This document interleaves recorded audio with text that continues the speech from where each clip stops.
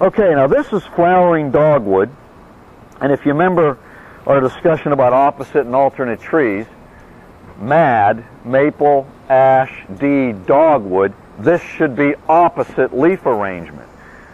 And here we have a twig I pulled off. Got a leaf here, leaf here. You look at that, some unknown tree, and you say, that's opposite arrangement. I've got a maple ash or a dogwood. You've narrowed it down. Now, to make it specifically dogwood, one could look at that and say, well, that's not a maple leaf. But you're going to later get some maples that don't traditionally have a real maple-looking leaf. You want something else to identify it with. So it is opposite. And dogwoods have a simple leaf with unique veins that sort of trace the outline of the leaf. They arch around. That's called arcuate venation, or I actually tend to just call it dogwood venation. They gracefully arch and follow the curvature of the leaf. So, you see opposite, simple, arcuately veined, I've got a dogwood. And we're going to learn other dogwoods, but for now, this is our only one. This one's flowering dogwood. This is your famous dogwood. It's our state tree of Virginia and the state flower that gets the very, very large white bloom in the springtime. Very well known for that as an ornamental. Now, the other thing that we could use that's a little different than our discussion on the beach is actually the form of this tree.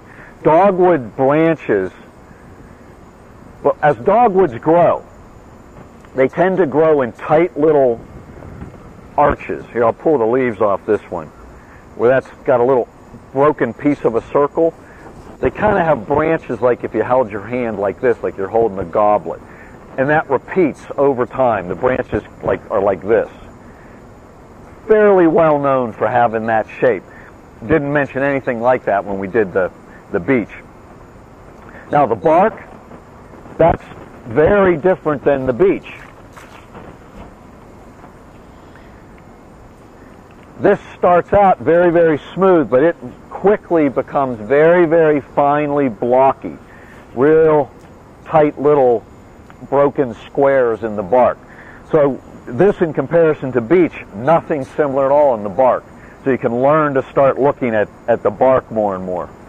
You're going to see, as we get more and more trees, as you grow up, everybody colors bark brown. But you're actually going to see very few trees have brown bark. Most of them are shades of gray. These two are both gray. This one blocky, beech nice and smooth. Okay, another thing I want to point out on dogwood, some trees get a waxy covering on their twigs, and it's very prevalent late summer, early fall. Tends to wear off a little more as the winter ice and snow is constantly impacting the twig. But right now it's very, very abundant. And dogwood gets this iridescent glowing blue color from the wax. That's known as a glaucous bloom. And you can see the blue on there, and let me rub that all off, like you're polishing an apple. You can actually rub that wax off, and then you just get back to the green color of the twig. So many times we'll talk about glaucous bloom, a waxy bloom on a twig, and this is a great example of it. And then another interesting thing that's going to happen as the fall progresses, this twig's green on all sides. But as the leaves begin to change color, and this is on all trees, the twigs will often change color as well. The chlorophyll will break down in the twig. There's chlorophyll in the twig. And in the case of dogwood, the sunlit side of the twigs will turn red in the fall as the leaves turn red. And the shaded side of the twig will stay green. So many times you'll read in a book that dogwood twigs are red and green. That's in the winter. Right now they're all green. And probably by mid-November we'll start developing some red in there as well. That's going to be a common thing in a lot of the twigs we're going to look at in our labs.